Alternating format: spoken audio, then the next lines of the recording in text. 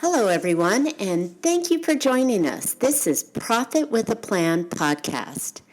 On this podcast, we're going to help you find ways to become more profitable, personally and business-wise, to create more ways to increase your income, to cut costs, to find ways to work harder and play harder, to find systems and processes. This is a complete work of how to, again, increase your profits in your business and personally in your life. This podcast will run about 15 to 30 minutes, and it is hosted by myself. This is my inaugural presentation here. My name is Marcia Reiner. I am a certified financial planner and financial business strategist. I've been working for about 20 years in the financial services industry, and I've been helping many of my clients increase their profitability by working through different methods of coaching, analysis, in-depth research on their own businesses and their own habits. And I've decided to put this podcast together to help everybody else out there and to broaden my horizon. So I hope that you'll join me. This podcast will be out every Tuesday evening at 5 p.m. Pacific Standard Time. And we're going to talk about some great stuff. So speaking of that, let's get started. Today's podcast is called It's Only Money. And we wanted to talk about why money is so important, what is a money relationship, and how do you improve your relationship with your money? So money definitely makes the world go round. So let's talk about why money is so important beyond the duh factor. Money is energy, and energy is different forms of transactions that you give off and receive.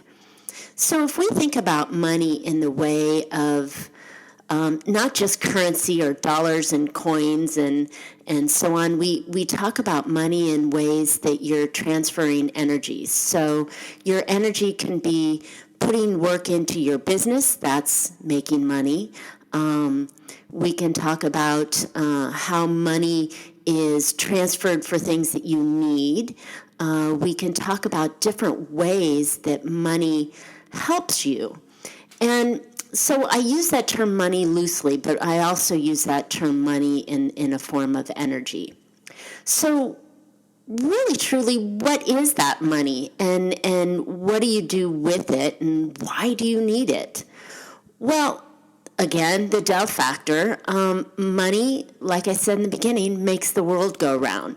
You cannot live without money in some form or energy of money in some form for your entire lifetime. You'll need money to eat, to clothe yourself, to house yourself, to take care of those you love, to take care of those you don't necessarily love but would like to, give charitably to. You need money for everything you do. Now, it doesn't, again, have to be currency. It can be trades. It could be time.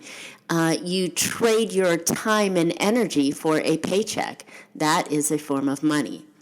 So, again, why do we need to have money? Because everything costs something, whether, again, it's your time or your energy or dollars and cents. So we know you need money for everything. Even if you jumped off the grid, you would still need some form of money or energy to help make it go. But why we need it is because that's what it costs to get things and to survive and live and take care of those we love. There's also another reason why we need that money, and that's to make everything better around us. So whether that is buying new furniture, buying a new car, getting a new cell phone, what have you, you still need that currency to make that go around. So what I've found is that many people forget that money is needed for everywhere and everything, but yet they spend without knowing what it is that they have or why they have it or what they do it with.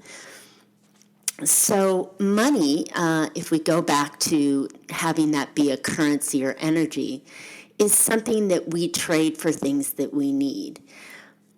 It is so important that we consciously do this and make good decisions about our money, so that way it will last longer, it will provide you things of more value, and it will take care of those that you love.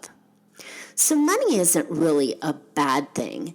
Not sure, where you come from and your understanding of money, but money also seems to have negative feelings attached to it from those that don't have money, think that those that do have a lot of money may necessarily not be good, or they may be bad, or some people feel that money is the root of all evil. I mean, there's so many different things about money that has bad ties to it, but really, truly, money is good and great and can do so much for so many people. If you're a giver at heart and you like to do things, money can make that better. So if we have a positive feeling about money, then everything will seem to work a lot better. So think of your money as a tool that will take you to where you want to go, and how you can make that better for you and everyone around you. So the second thing I'd like to talk about is, what is a money relationship? Since you can't divorce your money, it's your longest running relationship that you'll ever have in your entire life, longer than your children, longer than your parents, longer than the love of your life. It's as long as time.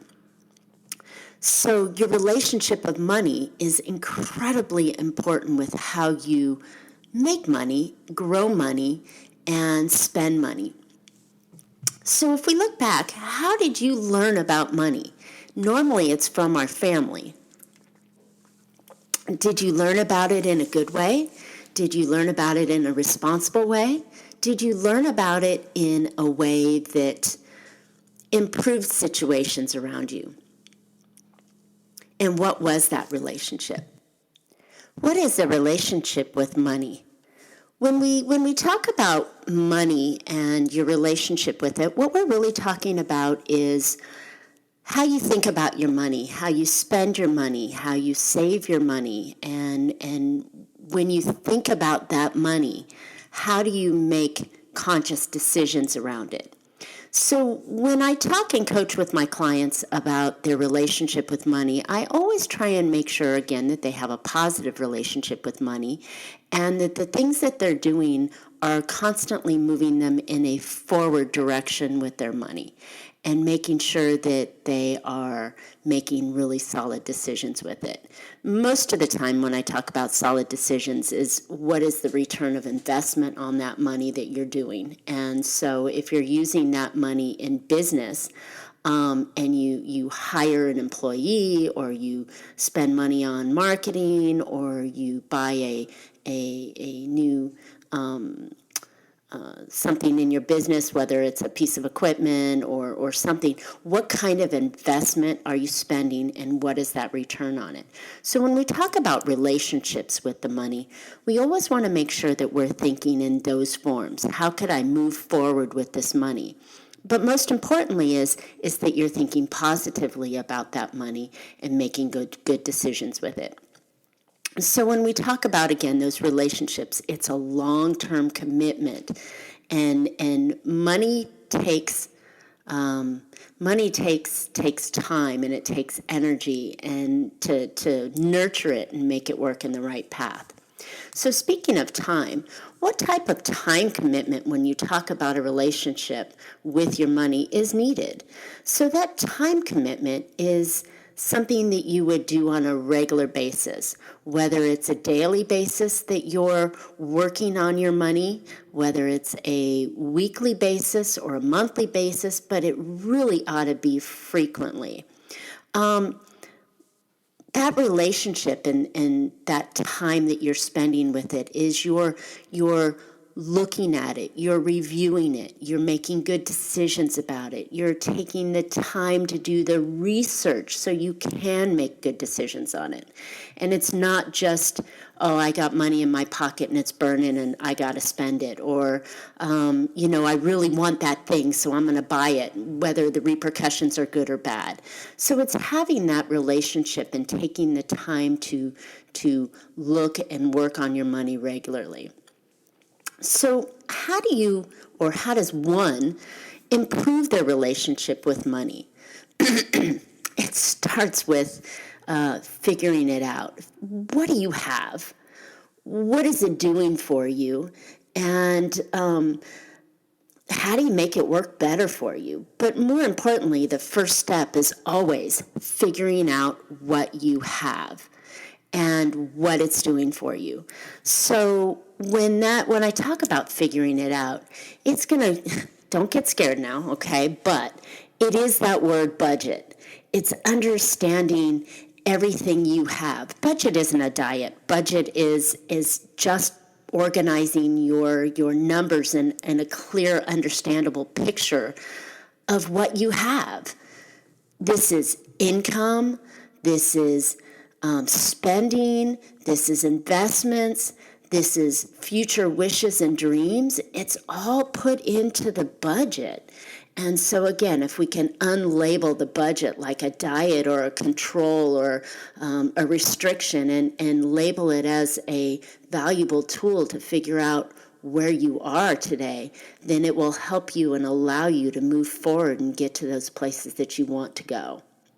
So the second thing that we have is, once you figure it all out and it's laid out there for you, what do you do with it? How do you massage those numbers to make them work in the way that will be most beneficial to you?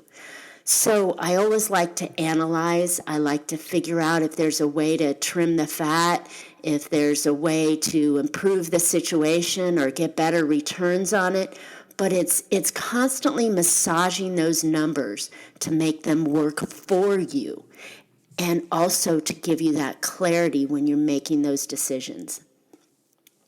So making changes on those numbers that you have is super easy, but I never have my clients jump both feet into the deep end. I have them start in the shallow end, get their ankles wet in the water, get their knees wet, catch that water up on their belly button as they catch their breath. It's moving slowly, never making huge changes super fast that you'll never know what part of it made the changes that actually worked if you did it all really fast. So making changes on a regular basis. Once you have the numbers figured out and you start to massage them and figure out what might want to be changed, make one change. See how that works in your budget. Make two changes. See how that works in your budget. Then come back and analyze it again. But it all is based on what you have and how to make it work better for you. So that's my conversation today on It's Only Money. And I've got an offer for you. I have a workbook and a free download called Get Organized. Every one of my clients has to go through this process to work with me, and they have to get organized. So they've got to understand where their financial pieces are and put it all in a form that they can make good decisions with. So I'm offering that to you, my listeners, as a free gift. So if you'd reach out to me, and I'll give you my information in a moment, I'd be very happy to share this nice little workbook with you. And then that gives you another opportunity to improve your financial situation as well. So you can reach out to me. You can hit me up on my website, which is www.BellaFinancialGroup.com. You can hit me up on Facebook at Bella Financial Group. My Instagram post, which is starting today as well, at Bella Financial. You can reach out to me on LinkedIn at Marcia Reiner, or my YouTube channel, which is just getting started again, at Bella Financial Group. As you can tell, there's a theme there. It's all wrapped around my company. So I wanted to say thanks for listening, and I truly appreciate you being part of this with me, and I hope you can catch me on my next one.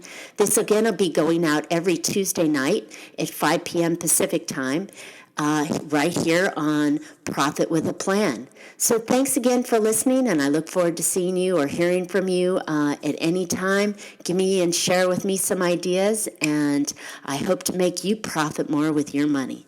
Thanks again.